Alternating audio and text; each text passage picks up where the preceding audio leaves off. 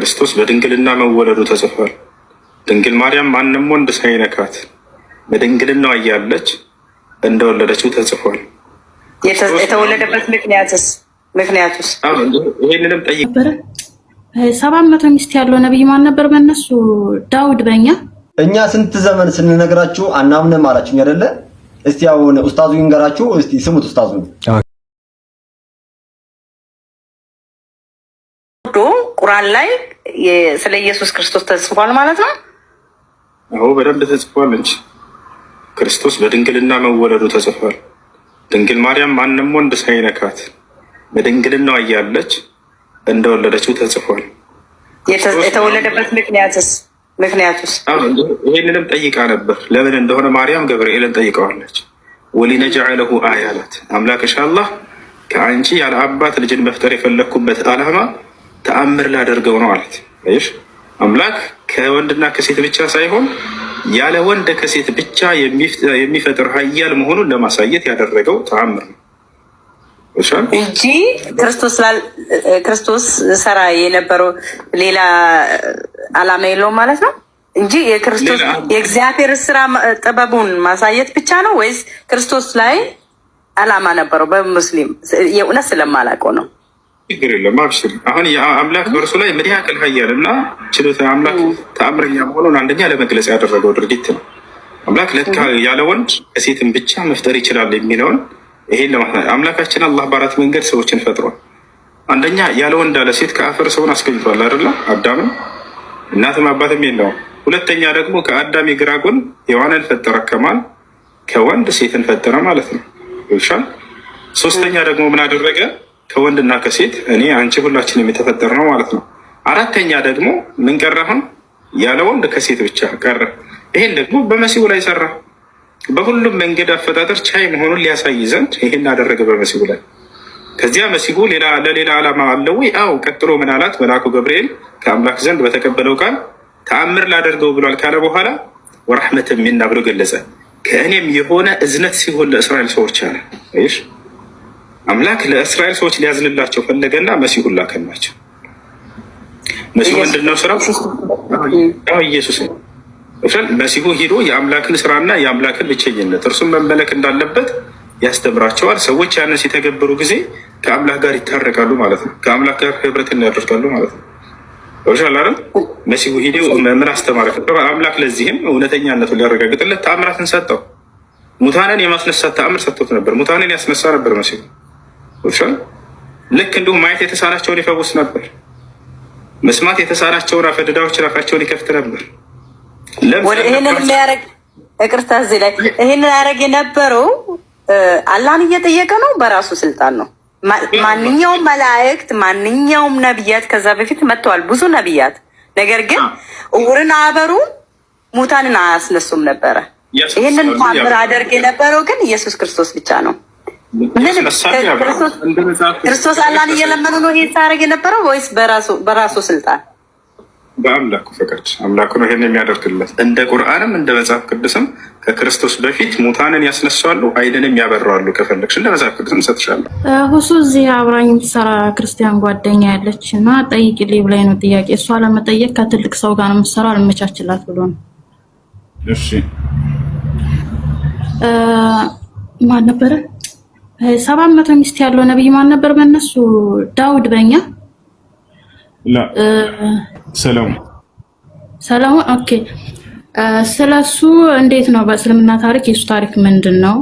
አንደኛው ጥያቄዋ ነው። ሁለተኛው ጥያቄዋ ደግሞ ቁርአን ላይ በጣም ነው የምትከታተል፣ በተለይ ደግሞ አሁን ከቅርብ ጊዜ ወደ ማለት ነው። ቁርአን ላይ ደግሞ ያላት ጥያቄ ምንድን ነው? ይሄ እኛ ለምን አላህ ለምን እኛ ይላል ፈጠር ነው አወረድ ነው ምናምን የሚል ነገር አለና ለምንድን ነው እኛ የሚለው? ሁለተኛው ጥያቄዋ ነው። አብራራላት፣ እየተከታተለች ነው። እሺ ሱለይማን አለይሂ ሰላም የዳውድ አለይሂ ሰላም ልጅ ነው። አላህ ሱብሓነሁ ወተዓላ ነብይነትንና ስልጣንን የሰጠው ንግስናን የሰጠው መልካም ሰው ነበር፣ መልካም ነብይ ነበር። እርሱ ከነቢያቶች መካከል አንዱ ነብይ ነው። አላህ ሰጥቶታል። ቃለ ረቢ ሀብ ሊ ሙልከን ላ የንበጊ ሊአሐድ ሚን ባዕዲ ብሎ ጠየቀ። ጌታዬ አላህ ሆይ ከእኔ በኋላ ለማንም የማይገባን ስልጣን ስጠኝ ብሎ ለመነ። አላህ ሱብሓነሁ ወተዓላ በምድር ላይ ሁሉ በሚታዩ በማይታዩ ነገራቶች ላይ በርካታ ነገራቶች ላይ ስልጣንን ሰጠው እና ንፋስ በግዛቱ ስር ነበረች። ንፋስን ያዛታል። ይህን ሰው ከዚህ ቦታ ወደዚህ ውሰጅ ካለ ካዘዛት አደርጋለች። ፈሰኽርና ለሁ ሪሓ ይላል አላህ ተጅሪ ቢአምሪሂ ሩኻአን ሐይሱ አሳብ። ነፋስንም አገራሁለት ይላል አላህ። እርሱ ወደፈለገበት ቦታ ትጓዛለች ይላል። ወሸያጢነ ኩለ በናኢን ወገዋስ። ልክ እንዲሁ ጅኖችንም አላህ በእነርሱ ላይ ስልጣን ሰጥቶት ነበር። በእነርሱ ላይ ስልጣን ሰጥቶታል። ኩለ ገዋሲን ማለት ሰማጭ የሆኑ ሁሉም በማለት ነው። ማለት ዋናተኛ መዋኘት የሚችሉ ውስጥ ገብተው ማንኛውንም በባህር ውስጥ የሚገኝን የሚበላ ጌጣጌጥ ምናምን እንዳለ አምጡ ይላቸዋል፣ ያዛቸዋል። ይህን ሁሉ ያደርጉ ነበር። በናኢን ማለት ገንቢዎች ማለት ነው። ግንብን የሚገነቡ የተለያዩ ግንቦችን ያዛቸዋል፣ ይሰራሉ። እና በጣም በርካታ ወዑሊምና መንጠቀ ጠይር ከዛሊክ የወፎችንም ቋንቋ እንዳውቅ ተደረግን እያለ ይናገራል። የእንስሳቶችን ቋንቋ ያውቅ ነበር። እንስሳቶች ወፎች ሁሉ በትእዛዙ ስር ነበሩ። የእነርሱን ቋንቋ ይረዳ ነበር። በጣም በርካታ ተአምራትን የተሰጠው ደግና መልካም የአላህ ነቢይና መልእክተኛ ነው። እሺ ይሄ ነው አላህ እኛ የሚልበት ምክንያት እኛ የሚለው ቃል እንደ አረበኛ ለሁለት ዓላማ ይውላል።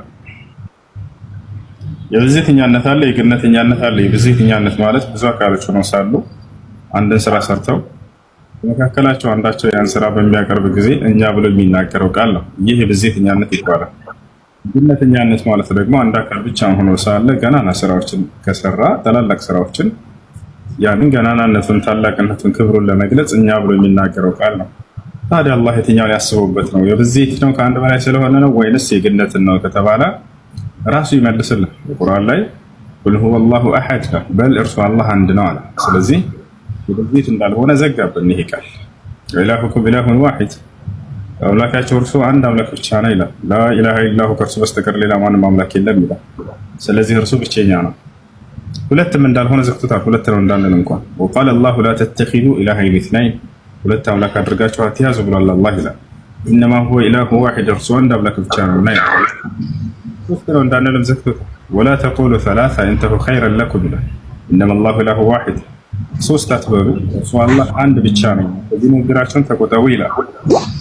እና ይህ ነው። እሺ ጀዛከላሁ ኸይር።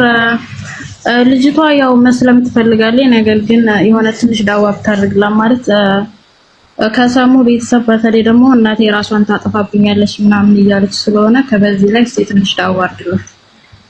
መናገር አይጠበቅባትም። ለቤተሰባቸው የግዴታ መናገር የለባቸውም፣ አይጠበቅባቸውም። እኛ ስንት ዘመን ስንነግራችሁ አናምንም አላችሁኝ አይደለ?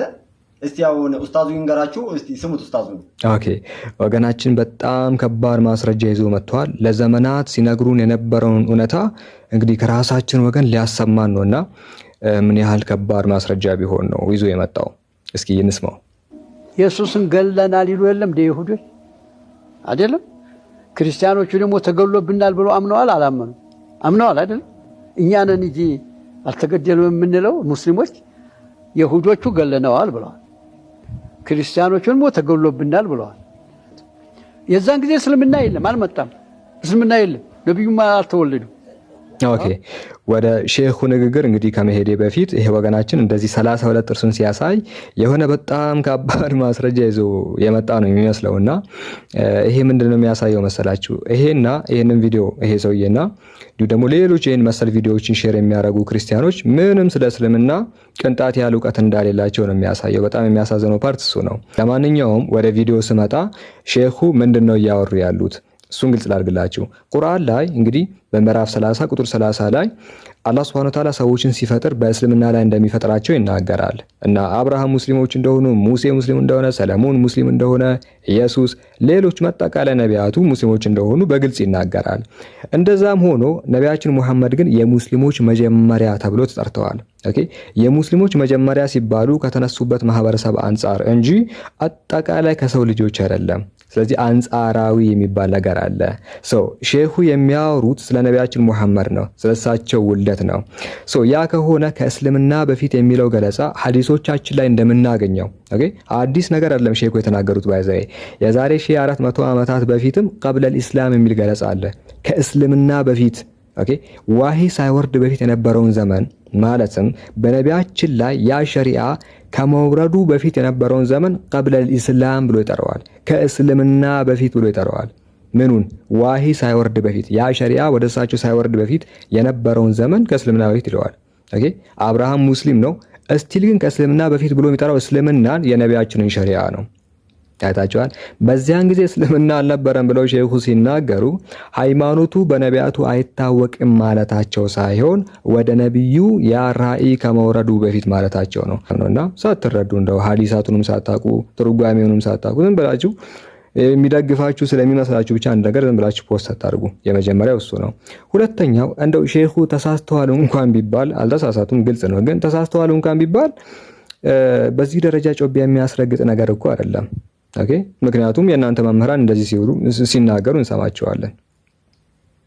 ስማችን ማን ነው? ኦርቶዶክስ። የእኛ ስም ኦርቶዶክስ ነው። ክርስቲያን የእኛ ስም አይደለም። ጎድፈላ ክርስቲያን የእኛ ስም አይደለም። ያወጣልን ጠላት በመጽሐፍ ቅዱስ ነው። ይሄንን አክሰፕት ታደርጋላችሁ? እኛ ኦርቶዶክስ ነን እንጂ ክርስቲያን አይደለንም፣ ክርስትናን ጠላቶች ናቸው ያወጡልን የሚል እንግዲህ ንግግሮችን ሲናገር እንሰማዋለን። ትቀበለዋለህ? ይሄንን ንግግር አይ ተሳስተዋል እንደዚህ ይላል ማለት ልትል ትችላለህ። ስለዚህ የአንድ ሰው ንግግር በዚህ ደረጃ እንትን ከሆነ ያን ያህል ሼኹ ቢሳሳቱ እንኳን የሚያዘልን ነገር የለም ለማለት ያህል ነው። ሰላም አለይኩም።